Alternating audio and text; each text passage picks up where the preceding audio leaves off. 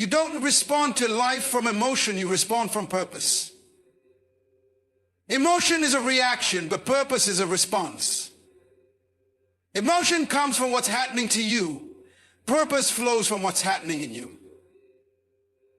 When a person lives based on how they feel, their life becomes unpredictable, easily shaken by circumstances and opinions.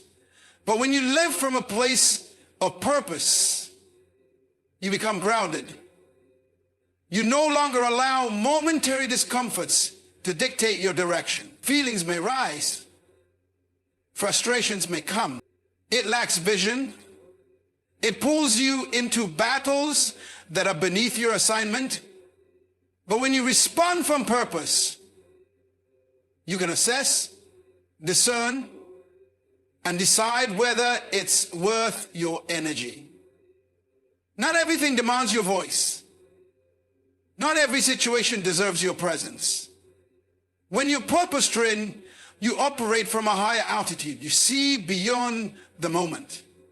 You ask, does this align with where I'm going? That question alone has the power to silence distractions and anchor your peace. Purpose doesn't mean you feel nothing. It means you don't become what you feel. You might feel anger, but you choose wisdom. You might feel anxious, but you walk in faith. You might feel disrespected, but you stay composed because your identity isn't under threat. It's already established. Living from purpose trains you to be intentional in a world that wants you to be reactive. It teaches you that stillness is strength and silence is strategy. Emotion can be a signal, but it should never become your system of decision making. Let purpose do that. Let purpose lead. This storm outside doesn't shake the house built on vision. Storms are inevitable. Challenges, criticism, uncertainty, betrayal, they come to everyone. But the difference lies in what you've built your life on. A person anchored in vision isn't moved by every gust of wind. They understand that external chaos doesn't determine internal stability. Vision acts like a foundation. It holds you steady when circumstances try to pull you off course. Now, when you know where you're going and why you're going there, the distractions lose their weight. People often panic because they're built on feelings, opinions, or convenience. When life hits, their structure collapses because it wasn't anchored in anything lasting. But vision isn't temporary. It's a blueprint given to you that's bigger than your present. It informs your decisions. It governs your relationships. And it filters what you give your energy to. When your foundation is vision, you're not easily offended. You're not easily derailed. You're not shaken when others misunderstand you. Because your clarity is not dependent on their agreement. Vision gives you the ability to see beyond the storm. It reminds you that temporary chaos doesn't cancel long-term purpose. And when you're built on vision, you don't just survive the storm. You grow through it. The winds may blow, but they only refine your structure. You're not distracted by noise because you're focused on destination. You're not swayed by turbulence because you understand that some storms are proof you're moving forward. A house built on vision doesn't fear the weather. It endures, it adapts, it stands. You were never designed to react to everything, only to what aligns with your assignment. Life is full of noise, full of distractions, full of demands calling for your attention, your voice, your energy. But not every call is yours to answer. You were not created to carry the weight of every issue, to respond to every conflict, or to be involved in every conversation. There's a difference between being aware and being entangled. Wisdom teaches you the power of selective response, the discipline of knowing when to engage and when to remain still. Your assignment gives you clarity. It's the internal compass that tells you what deserves your yes and what requires your silence. Reacting to everything drains the energy meant for your purpose. It scatters your focus, and over time, it will exhaust your spirit. But when you are aligned with your assignment, your reactions become rare and your responses become strategic. You learn to reserve your emotional energy for things that matter, things that build, not break, things that contribute, not consume. Just because something is loud doesn't mean it's important. Just because it's urgent doesn't mean it's your responsibility. Maturity is learning that presence doesn't always mean participation. You can see it, hear it, even feel it, but that doesn't mean you have to react to it. Not everything is worthy of your peace. Not everything needs your correction. You were not wired for constant reaction. When you live from your assignment, you become more focused, more peaceful, and more powerful, because your life is no longer controlled by external pressure, but by internal purpose. Identity is the birthplace of peace. Until you truly know who you are, everything around you will have the power to define you, distract you, or disturb you. Peace doesn't begin with circumstances. It begins with clarity. When you are unsure of your identity, you start looking for it in people's opinions, achievements, titles, or validation. And the moment those things shift, your peace does too. But when identity is rooted, peace is unshakable,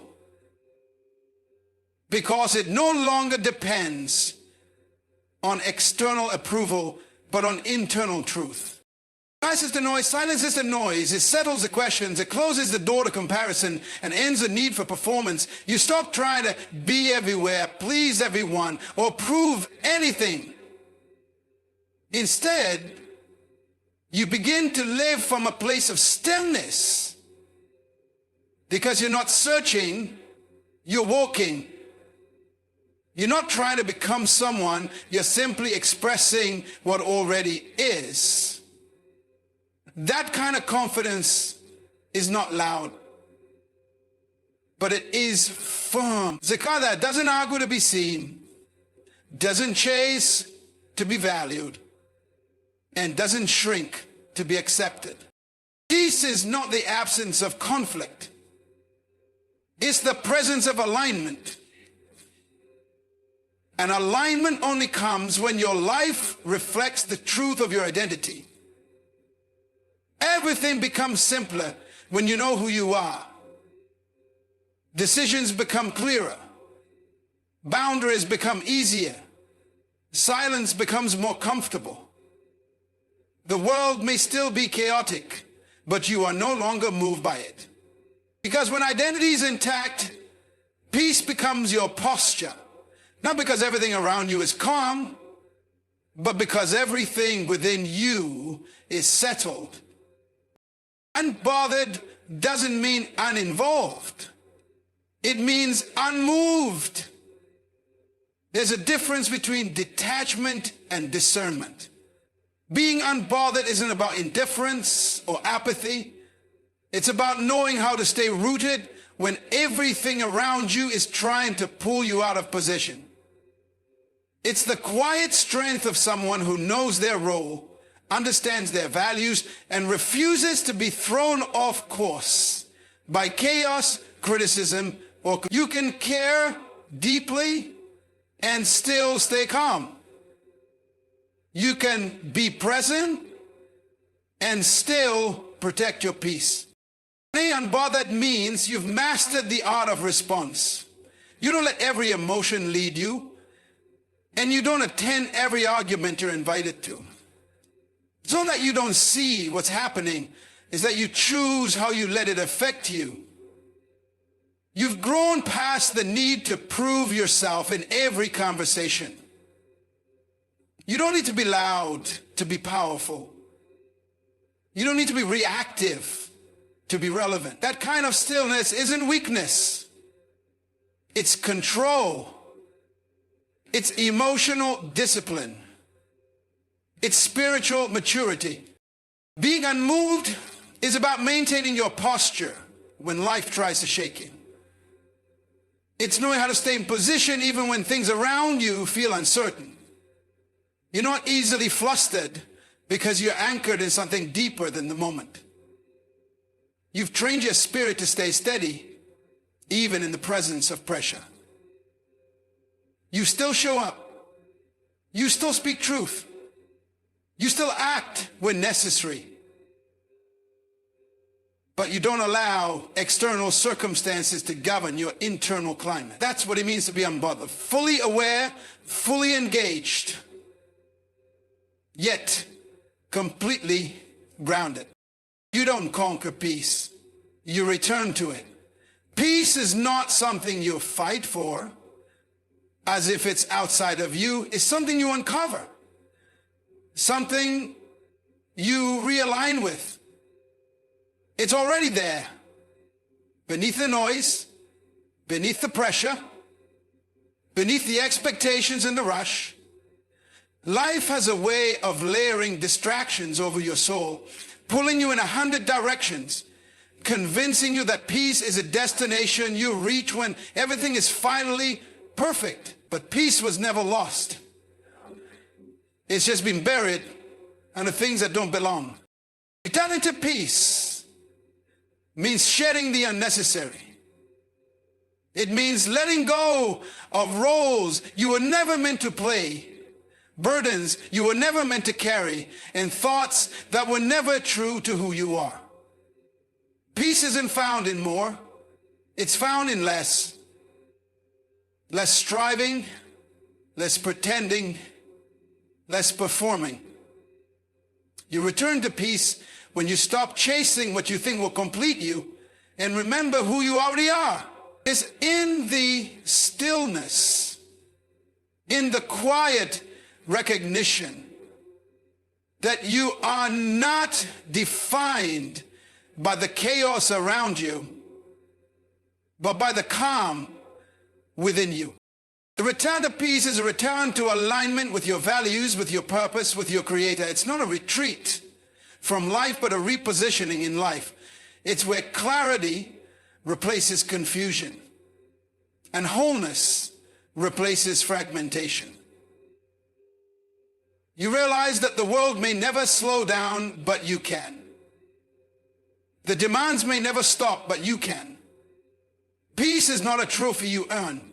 It's a space you are born to live in. And the moment you stop trying to conquer it, you find it waiting for you. Right where it's always been. So in the end, staying calm and unbothered isn't about escaping life. It's about mastering how you move through it. It's about living from purpose, not pressure. It's about choosing response over reaction, alignment over approval, and identity over image.